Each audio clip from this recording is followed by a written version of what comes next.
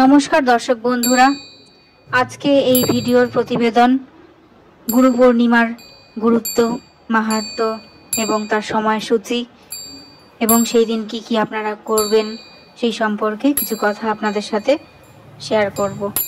যদি ভিডিওটি ভালো লাগে তাহলে অবশ্যই সাবস্ক্রাইব করবেন, লাইক করবেন, কমেন্ট করবেন এবং নিজের বন্ধু আত্মীয় স্বজনদের সাথে শেয়ার করে নেবেন। হিন্দু ধর্মে গুরু পূর্ণিমার গুরুত্ব রয়েছে।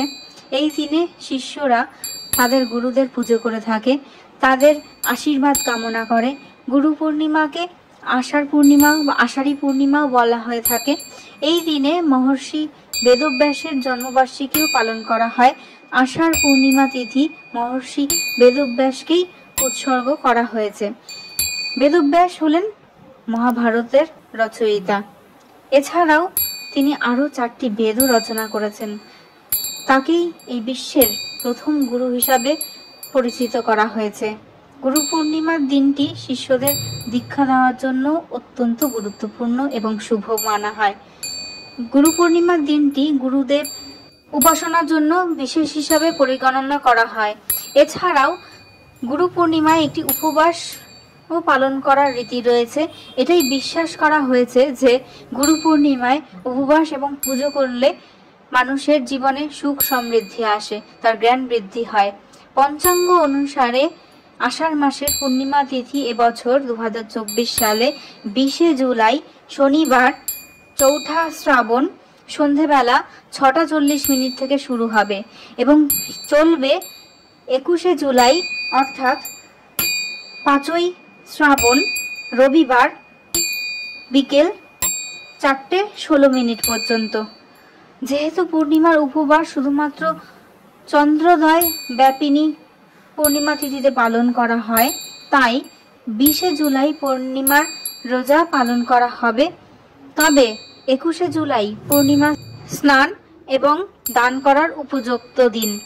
এছাড়াও 20 এবং 21 জুলাই উভয় ক্ষেত্রেই গুরু পূর্ণিমার পুজো করা যেতে পারে। গুরু পূর্ণিমার পুজোর কিছু পদ্ধতি রয়েছে। গুরু পূর্ণিমার দিন সকালবেলা ঘুম থেকে উঠে স্নান সেরে ভগবান বিষ্ণুর ধ্যান করবেন।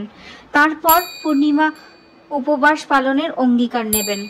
এরপর পুজোর ঘরটি বা পুজোর জায়গাটি ভালো করে পরিষ্কার করে নিন, গঙ্গা জল দিয়ে শুদ্ধ করুন। এরপর হলুদ বা লাল কাপড় বিছিয়ে ভগবান বিষ্ণু, মাতা লক্ষ্মী এবং যদি পারেন বেদব্যাসজির মূর্তি বা ফটো প্রতিস্থাপন করে তাতে তিলক দিন, পঞ্চামৃত নিবেদন করুন, তুলসী নিবেদন করুন। ভগবান বিষ্ণুর পাশাপাশি এদিন দেবী লক্ষ্মী এবং বেদব্যাসজির পুজোও করা রীতি রয়েছে। হালকা ধূপ দিন, ঘিয়ের প্রদীপ জ্বালান বা তেলেরও প্রদীপ জ্বালাতে পারেন। মিষ্টি, ফল বা যা যা সামগ্রী আপনার মনে হবে আপনি নিবেদন করুন। গুরু চালিসা পাঠ করতে পারেন। এছাড়াও গুরু পূর্ণিমা ব্রত কথাও আপনি সেদিন পাঠ করতে পারেন। যদি পারেন শেষে ভগবান সত্যনারায়ণের আরতি করুন।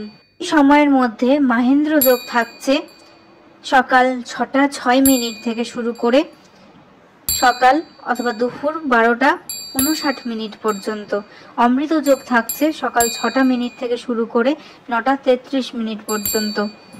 এই দিন 12টা রাশির কার ভাগ্যে কি রয়েছে সেটি বেণীমাধব শীলের ফুলপঞ্জিকা অনুযায়ী যা রয়েছে আমি আপনাদের সামনে তুলে ধরার চেষ্টা করছি। মেষ রাশির স্বাস্থ্যহানি, বৃষ রাশির বিদেশ যাত্রা, মিথুন রাশির সঙ্গীতে সম্মান, কর্কট রাশির অহেতুক ভয়, সিংহ রাশির হতাশাগ্রস্ত, কন্যা রাশি গৃহে সমস্যা, তুলা রাশির উচ্চাশা, বৃশ্চিক রাশির দ্বিমুখী আয়, ধনু রাশির দেহপীড়া, মকর রাশির মহানুভবতা এবং কুম্ভ রাশির প্রত্যাশা পূরণ, মীন রাশির ভুল বোঝাবুঝি এইসব রয়েছে। নমস্কার, ধন্যবাদ।